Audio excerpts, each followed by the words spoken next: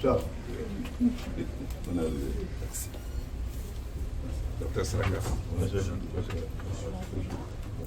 De retour de GESCO et des autres sites qui ont fait l'objet de déguerpissement, ma conscience a été interpellée, mon cœur s'est déchiré. Parce que pour moi, il y a une urgence humanitaire. Vers qui me tourner, vu que je ne suis pas en situation de décision pour changer la situation. Je ne pouvais que me tourner vers Dieu. C'est pourquoi je suis venu dans la maison de Dieu pour voir le Père Abékan, pour lui exposer la situation humanitaire que nos frères et sœurs vivent sur les lieux déguerpis. Et je suis venu, comment faire pour les aider, comment faire pour rapidement parer aux questions sanitaires qui se posent. Parce qu'il y a un problème moral, il y a un problème humanitaire, il y a un problème de droit. Je suis venu me tourner vers Dieu et j'ai trouvé une oreille attentive. Je voudrais lui dire merci de m'avoir reçu aussi rapidement. Et je voudrais lui dire merci de ce que lui-même avait déjà commencé à engager. Nos frères ont besoin de nous. Et je voudrais leur dire ce matin qu'ils ne sont pas seuls. Dieu est à leur côté. Merci. Merci. Alors, je parle de la fin de sa parole.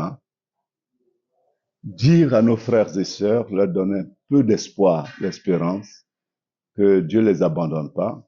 Dieu vient à eux à travers des frères et sœurs. J'ai beaucoup apprécié cette rencontre avec le ministre Charles de Goudet. Beaucoup apprécié en ce sens qu'il me rejoint, il nous rejoint sur ce terrain de bataille pour aider nos frères et sœurs. Les aider parce que parmi eux, il y en a qui sont malades. Donc, avec cette commission de santé, des médecins, comme le ministre Charles a dit, qu'on lance l'appel à des hommes et des femmes de bonne volonté au niveau médical pour qu'ils viennent. Lancer l'appel à tous ceux et celles qui peuvent voir des personnes, ressources, pour nous aider financièrement à pouvoir donner à manger et faire en sorte que ces personnes n'ont pas la belle étoile sous la pluie, sous le soleil et surtout que nous avons une chaleur torride ces temps-ci. Pour que ces personnes aient un abri au moins, où ils peuvent dormir, où elles peuvent préparer ces personnes, en attendant que l'État ou le district les reloge. Alors, c'est au fond le même combat que nous menons. Et je dis sincèrement un grand merci au ministre Charles. Il a eu confiance en moi. Je crois que le travail se poursuit. Le travail doit se poursuivre et c'est urgent. Parce qu'on ne va pas rester là, laisser nos frères et sœurs mourir pour venir faire de beaux discours. C'est maintenant et maintenant. Alors, merci beaucoup. Merci à Dieu qui nous a permis cette rencontre. Merci.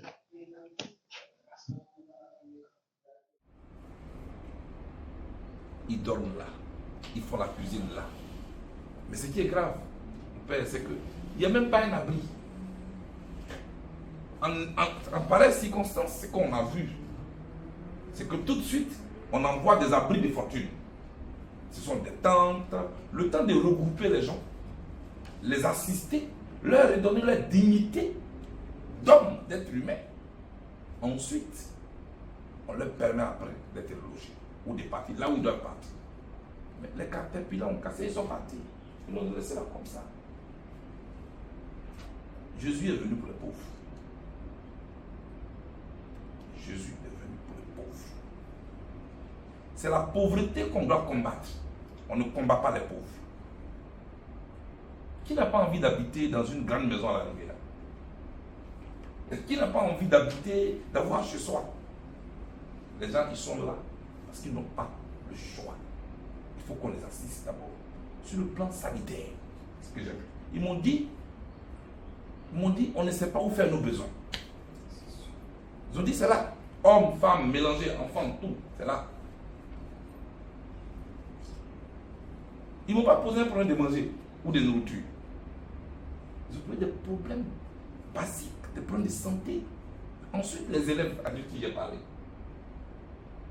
ils ont dit, bon, nous on va à l'école comment? On dort où? On se lave où? Pour aller à l'école. Comme ils ont dit, on les a casés dans des établissements à côté. Ils quittent où pour aller dans les établissements d'à côté. Le problème n'est pas aussi simpliste comme il veut le faire croire. C'est un problème qui est trop sérieux avec des conséquences, des ramifications. Il faut le prendre dans sa globalité.